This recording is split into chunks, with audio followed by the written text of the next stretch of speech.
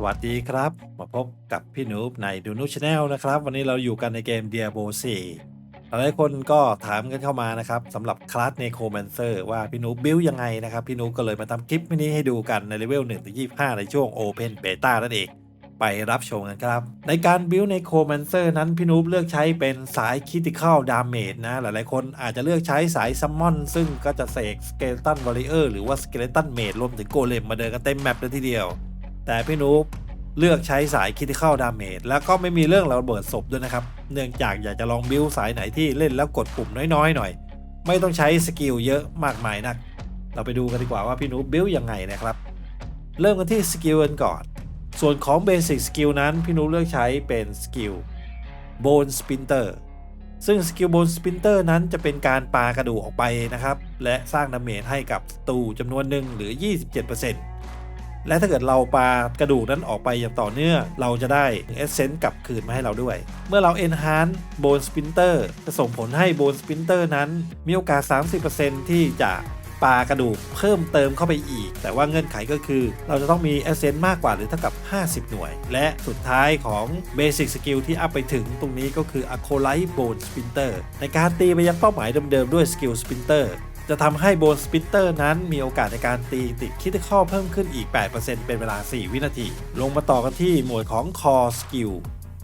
พี่นุ๊กเลือกใช้เป็นโบนสเปียร์เราเนี่ยจะเรียกกระดูกขึ้นมาจากพื้นและก็ปาไปยังเป้าหมายซึ่งสร้างดาเมจให้มากถึง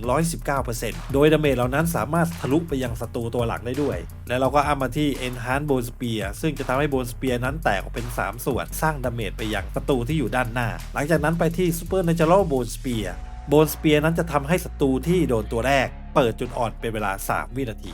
และไม่พอเท่านั้นพี่นุยังอัพพาสซีฟในหมวดของ Core Skill ไปด้วยก็คือ Unliving Energy เพื่อเพิ่ม Maximum Essence ให้กับเรา 3 หน่วยพี่นุอัพผ่านเท่านั้นเพราะว่าต้องการด้านบนครับ Imperfectly Balance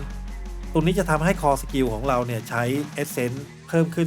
15% แต่ว่าแลกมากับดาเมจที่เพิ่มขึ้น 30% ครับและลงมาที่ส่วนของ Maccabiสกิลนั้นพี่นุไม่ได้อัพอะไรเลยรวมถึง Curse Skill ด้วยก็ไม่ได้อัพอะไรเลยเรามาที่กลุ่มอีกกลุ่มหนึ่งก็คือ Pop Skill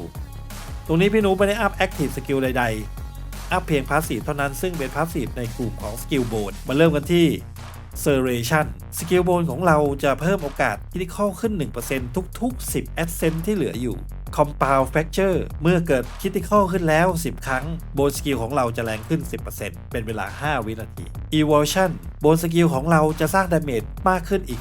18% ไปยังศัตรูที่เปิดจุดอ่อนอยู่หลังจากนั้นก็ไปที่ Ultimate Skill พี่นุ๊บเลือกใช้เป็น Bone Storm ซึ่งจะสร้างพายุหมุนโพรงกระดูกรอบๆตัวเราสร้างดาเมจจำนวน 180% เป็นเวลา 10 วินาทีและเราก็อัพต่อไปที่ Prime Bone Storm ไม่เพียงแต่สร้างดาเมจเท่านั้นยังลดดาเมจให้เราด้วยถึง 15% สุดท้ายมาจบที่ Supreme Bone Storm ในระหว่างที่เราใช้สกิล Bone Storm นั้นจะสร้างโอกาส Critical ให้เราเพิ่มมากขึ้นอีก 20% มาดูในส่วนของ Book of the Dead กันบ้างพี่นุ๊บเลือกใช้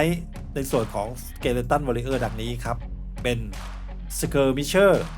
เราจะไม่เรียก Skeleton Warrior ออกมาแต่ว่าเราจะเลือกตรงนี้เพื่อเพิ่มโอกาสในการตีติดคิดข้อขึ้นอีก 5% และในส่วนของ Skeleton Mage พี่นุ๊บเลือกใช้เป็นส่วนของ Cold แต่จะไม่เรียก Skeleton Mage ออกมาช่วยเราเพื่อให้เราเนี่ยมีดาเมจสูงขึ้นอีก 15% ไปยังเป้าหมายที่เปิดจุดอ่อนอยู่และสุดท้าย Golemพี่นุ๊บเลือกใช้เป็นโบนโกเลมเพิ่มเลือดอีก 10% และเพิ่มจำนวนของโทรนซึ่งใช้ในการสะท้อนกับดาเมจจาก 30% เป็น 50% ในส่วนของอุปกรณ์ที่พี่นุ๊บเลือกสวมใส่นั้นจะเน้นของที่เพิ่มดาเมจและก็อัตราคริติคอลรวมถึงคริติคอลดาเมจเป็นหลักนะครับเอาละครับก็ถึงเวลาไปลองของกันนะครับเราจะไปตีมอนกันในดันเจียนนี่แหละมอนสเตอร์เยอะดีเรามาลุ้นกันว่าสกิลพี่นูบจะออกอะไรเรามาดูกันว่าพี่นูบใช้ปุ่มอยู่ไม่กี่ปุ่มนะครับก็คือการตีแบบเบสิกสกิลแล้วก็ตามด้วยคอสกิลแล้วก็ในเบาโอกาสพี่นูบเห็นศัตรูเยอะๆพี่นูบก็จะเลือกใช้อัลติเมทเป็นโบนสตอร์มมาตอนนี้พี่นูบใช้โบนสตอร์มเรียบร้อยทำให้เราตีคริติคอลแรงขึ้นเมื่อสักครู่นี้เห็นตัวเลข 4,700 ตอนนี้โบนสตอมเราติดคูลดาวน์ถึง60วินาทีทีเดียวแต่ไม่ใช่ว่าเราไม่ได้ใช้โบนสตอมแล้วเราจะไม่มีคริติคอลนะครับมาชมกันครับ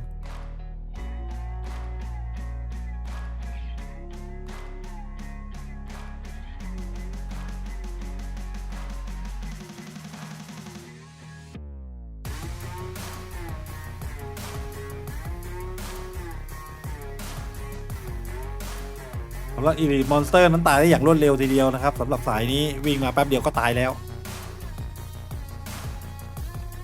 ได้ของส้มมา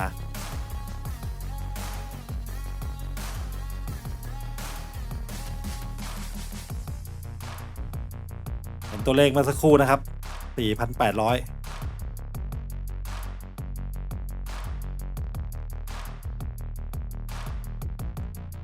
ถ้าไม่ติดคริติคอลนะครับแค่โจมตีจุดเข้าจุดอ่อนเนี่ยตัวเลขก็ขึ้นหลัก 2,000 แต่ถ้าเกิดติดคริติคอลอาจได้เห็น 4-5,000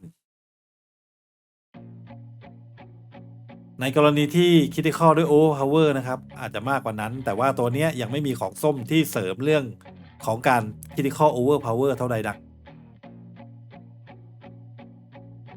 โอเคก็น่าจะจบกันเพียงเท่านี้นะสำหรับคลิปวิดีโอเรื่องของการบิลในโคแมนเซอร์สายคริติคอลนะครับยังไงก็อย่าลืมกดไลค์เป็นกำลังใจให้พี่นูบด้วยกดติดตามกดกระดิ่งเอาไว้จะได้ไม่พลาดคลิปใหม่นะครับแล้วพบกันใหม่คลิปหน้าสำหรับคลิปนี้สวัสดีครับ